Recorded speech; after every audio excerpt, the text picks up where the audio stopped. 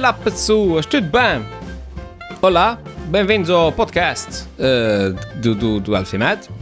O Alfimed sou eu. Se é a primeira vez que estão a ver esse podcast e eu disse que era o podcast do Alfimed e vocês ficaram tipo, mas quem é o Alfimed? Quem é? De onde é que ele apareceu? Porquê é que ele tem um podcast? Mas sou eu. O Alfimed sou eu e o podcast é esse. Tá bem? Está esclarecido? Temos de passar à frente? Vocês não vão ser chateiros o podcast tudo, vão? Pronto. Dúvidas guardem para o fim, só favor. Tá tudo bem comigo? Tá sim, senhor. Mais uma semana que se passou. Eleições pelo meio. O país mudou tudo. Está tudo maluco. Está tudo dedém. Enfim. O costume. Desde a semana passada, pessoas.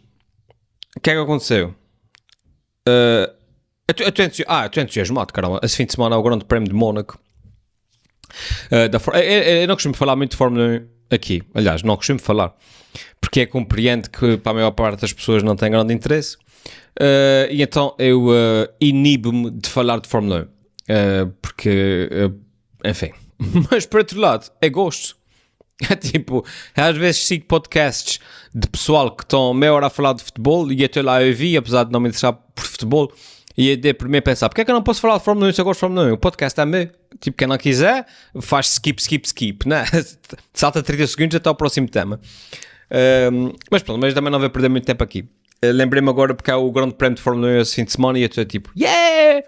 Do Mónaco. Mas por outro lado, eu acho que o Grande Prémio do Mónaco é literalmente o Grande Prémio mais chato de todos. Aquilo é tipo uma procissão por lá fora. Que aquilo eles têm muitas poucas oportunidades de ultrapassar e o caramba. Mas então vai ser. Mas já não vai ser diferente, porque eles vão fazer tipo 2 pit stops obrigatórias. O que vai obrigar as equipas a terem que ganhar a corrida através de estratégia. Ou seja, aquilo é basicamente xadrez, mas a 320 km/h. E acho que vai ser uma mudança, vai ser interessante. E acho que vai ajudar bastante a tornar o Grande Prémio em si interessante. Porque o Grande Prémio em si, pelo menos nos moldes que teve até agora, é como eu estava a dizer, a pista é muito estreita, os carros são muito grandes, há muitas poucas oportunidades de ultrapassagem e afins, ou seja, basicamente o pessoal faz a qualificação e a ordem que está na grelha de partida é basicamente a ordem que aguenta até ao fim, a não ser que alguém tenha um acidente, o que também é bastante provável naquela pista. E portanto, com essa história das paragens na pista obrigatórias, acho que muda bastante a dinâmica da coisa. Na semana passada foi o Grande Prémio de Itália, de Emília-Romanha, e foi muito bom. O sacana do Max Verstappen, pessoas, fez uma ultrapassagem logo na partida. O gajo arranca, ele está a chegar ao fim da reta da partida, aquilo tem uma curva contra curva. O Piastri está à esquerda a defender-se do Russell que está atrás de si e o Verstappen está em terceiro. Tanto que o Piastri nem está preocupado com ele. E do nada o gajo faz uma travagem tipo em cima da curva. O gajo deve ter passado dos 320 para os 60 km/h para aí em 2 segundos. Aquilo de forças de 50G. E o gajo passa aos 2. E aguenta e ganha a corrida. Assim como a doido. Grande sacana, grande corrida. Pô. Foi tanto que no fim os tifosi é tipo a claque da Ferrari, estavam a cantar a música do Verstappen. Ok, para quem não segue Fórmula 1, eu faço uma analogia. A Ferrari é de Itália, o Grande Prémio foi de Itália, portanto a Ferrari estava a correr em casa. A minha analogia é a seguinte: imaginem que o Benfica está a jogar no Estádio da Luz contra o Sporting, certo? E o Sporting faz um grande jogo e ganha. E no fim do jogo, quando o Sporting vai receber a taça, a claque do Benfica, que está em casa, começa a cantar a música do Sporting, tipo, só eu sei porque não fiquei em casa e não sei o quê, como reconhecimento do quão bem o Sporting jogou. Basicamente foi isso que aconteceu. E foi muito bom. Por isso eu estou entusiasmado com esse prémio de Mónaco que vem aí. Vamos ver o que é que vai acontecer. Cheira-me que a Ferrari vai ser forte, porque no ano passado o Leclerc ganhou, o Leclerc é de Mónaco, Leclerc, e da Ferrari, portanto o gajo é muito bom naquela pista, mas os McLaren estão como doidos. Os McLaren não dão, tipo, eles fazem truques nos travões e fazem magia negra nos pneus e coisas assim, eles são muito bons. E por outro lado o Verstappen é DD. O Verstappen é tipo, uma curva, vai ver 320, os outros vão travar, deixa estar que a trave mais lá à frente, e depois, das duas uma, ou eu consigo, ou eu espeto-me contra o muro. Portanto, vamos ver o que é que acontece. E é isso, vamos ver o que é que acontece. Entretanto, eleições em Portugal, pessoas, grandes mudanças no panorama político. Assim uma cena tipo que o pessoal fica tipo, what the fuck, o mundo vai acabar. O PSD ganhou por pouco, o PS perdeu para caramba, o Chega subiu como dedo e mudou tudo. E ficou tudo meio tudo. Eu confesso que estava um bocadinho à espera que os ou seja, aconteceu exatamente o inverso. Não é o que eu desejava, que eu estava à espera. Eu estava à espera que o Chega descesse bastante, não é?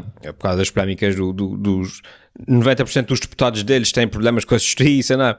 90% dos deputados deles são comprovadamente corruptos num partido que está lá para lutar contra a corrupção.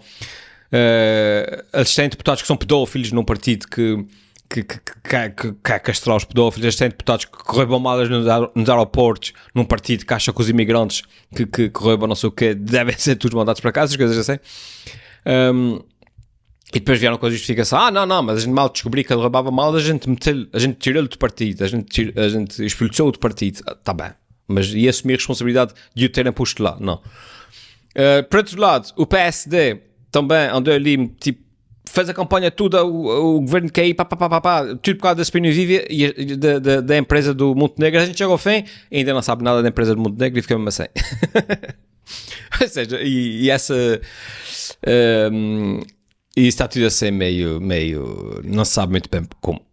E então, pessoas, eu vou fazer aqui uma cena altamente inovadora. Eu queria arranjar um convidado com quem conversar sobre essas coisas. Mas eu descobri uma funcionalidade nova aqui na inteligência artificial que me permite conversar com ela. E então é isso que eu vou fazer.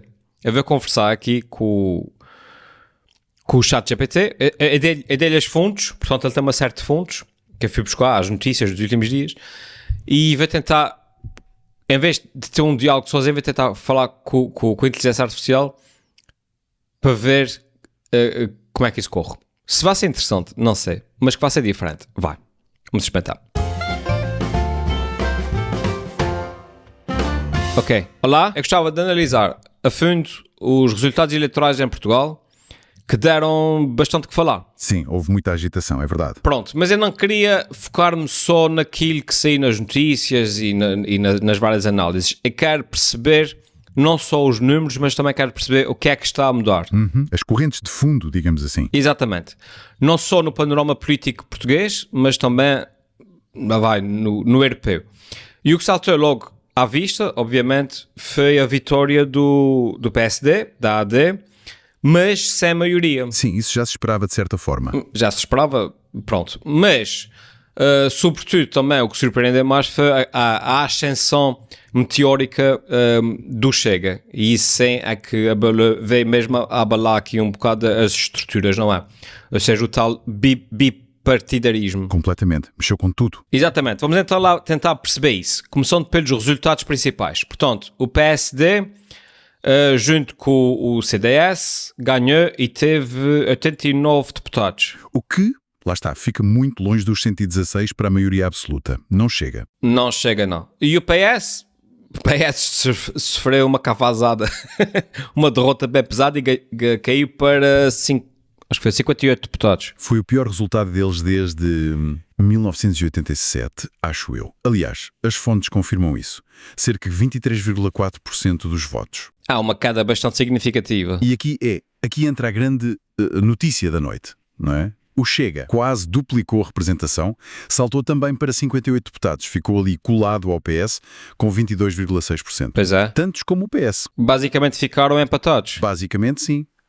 A disputar o segundo lugar, ali taco a taco, dependendo ainda dos votos da imigração.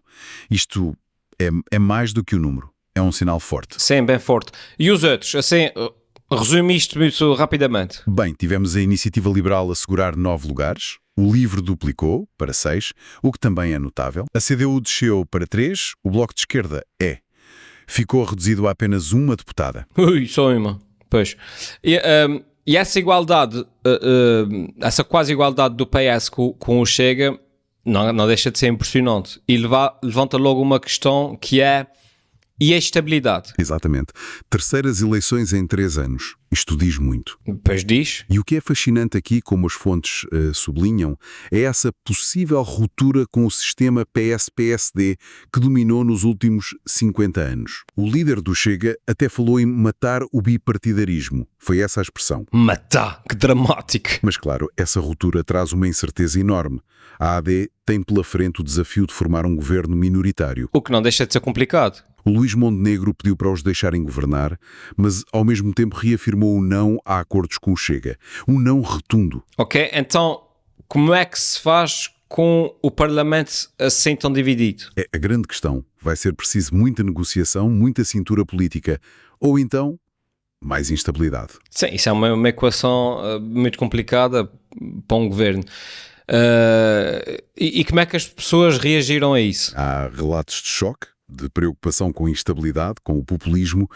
A Euronews cita eleitores como a Matilde Marques, que fala num perigo, ou o Henrique Bonifácio, que mostra preocupação. Mas, por outro lado, também há a sensação que outra eleitora, a Emília Gordo, expressa de que a população está cansada, querem mudanças. Parece haver um voto claro de protesto. Sim, há muito um sentimento anti-sistema. E o Chega parece que conseguiu capitalizar muito esse sentimento. Talvez ajudados pelos escândalos recentes que afetaram os partidos mais tradicionais. Mas para o PS, o resultado foi, demolidor. O líder Pedro Nuno Santos demitiu-se logo. E se ligarmos isso a um panorama mais geral, não só em Portugal, mas fora de Portugal, percebe-se que isso não é um fenómeno só português. O crescimento do Chega reflete tendências que vemos noutros países. A imprensa internacional, El País, BBC, Le Monde, Corriere della Sera deu imenso destaque. Sim, o crescimento do Chega reflete tendências que estamos a ver também noutros países europeus. Exatamente. Um avanço de forças populistas, de direita radical, em França, Itália, Alemanha, muitas vezes explorando sentimentos parecidos. Descontentamento, ansiedades económicas, questões de identidade, imigração. Outra coisa que surpreendeu também foi a vitória do Chega em sítios onde à partida não se esperava que ganhasse. Estou-me a lembrar, por exemplo, cá em São Miguel, em Rabo de Peixe, que é um sítio onde há uma grande prevalência de rendimento mínimo, foram votar precisamente num partido que diaboliza as pessoas que recebem o rendimento mínimo. Portanto, como é que se explica essa votação no Chega por parte de grupos do qual não esperaríamos essa votação? Precisamente, incluindo entre afrodescendentes.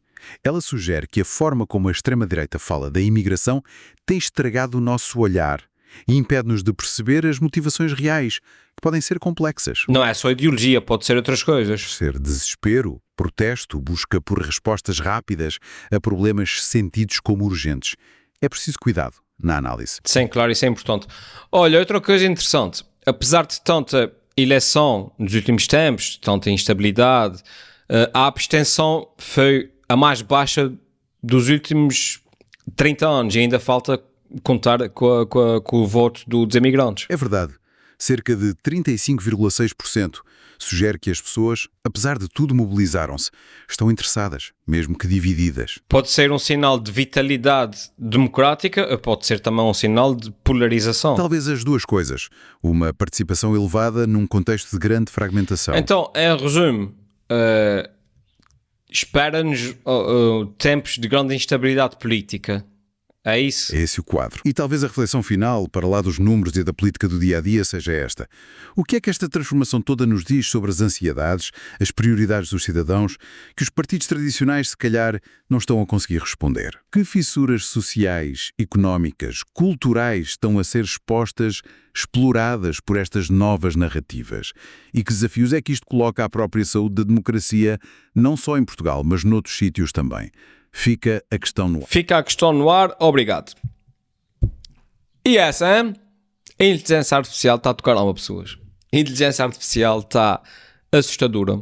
Não sei o que dizer. Vocês já viram o que eu vi? se eu não vos tivesse confessado desde o início que eu ia falar aqui com a inteligência artificial, se eu tivesse dito a vocês que tenha aqui como convidado o comentador político José Arruda Tavares Manuel, vocês iam acreditar, nunca iam saber que não era, não é? Ok, vamos ao próximo ponto. Falei em inteligência artificial, eu vi agora há pouquíssimo tempo, revi o filme do Kubrick, o 2001, Odisseia no Espaço. Eu vi aquele filme há muitos anos, então na minha memória eu tinha assim uma visão meio romantizada do filme, e eu confesso que já não me lembrava muito bem. Mas eu lembro-me que quando vi o filme, há muitos anos atrás, achei-o muito chato. Mas como o filme é mais ou menos mítico, não é? Eu disse, bem, o filme é icónico, não é? É um dos filmes que mudou o cinema, como o conhecemos. O 2001, Odisseia no Espaço. E eu disse, bem, de repente eu não tenho maturidade suficiente para apreciar o filme quando o vi há muitos anos atrás. Eu acho que o vou rever, que é para vê-lo agora com os olhos mais maduros, mais experientes, mais apreciador de cinema, etc. E eu fui ver o filme e fogo, pessoas, caramba, é tão chato que me lembrava. A nível técnico o filme está fantástico, ok? É sempre preciso ver essas coisas no contexto histórico, ou seja, aquilo foi um filme que foi feito em 1960, uma coisa assim, tipo super... nem computadores havia, portanto não havia efeitos especiais, não havia CGI, não havia nada disso, ou seja, era tudo prático. E a nível visual é um filme que se pode ver hoje em dia na boa tirando alguns aspectos científicos, a nossa sensibilidade científica é muito mais apurada hoje em dia, não é? Tipo, quando a questão do espaço, a questão da gravidade, a questão dos fatos, etc. A gente sabe que hoje em dia, tipo, isso não é assim que funciona a gravidade e tal. Pronto. Mas a nível visual, está muito bom. Foi, para a altura, foi bastante inovador e groundbreaking, essas coisas todas que se diz em inglês, quando se quer falar muito bem. Mas a nível de filme, de história, é muito chato. Eita, caramba, que filme de chato. É mesmo lento e anda muito devagar. E depois chega ao fim e o filme acaba assim, do nada, acaba. E eu fiquei tipo, eu não percebi o fim. E eu disse, fogo, ok. É daquelas coisas que, pronto, de repente eu não chego lá, a minha inteligência não chega lá, mas pronto, isso para dizer o quê, pessoas?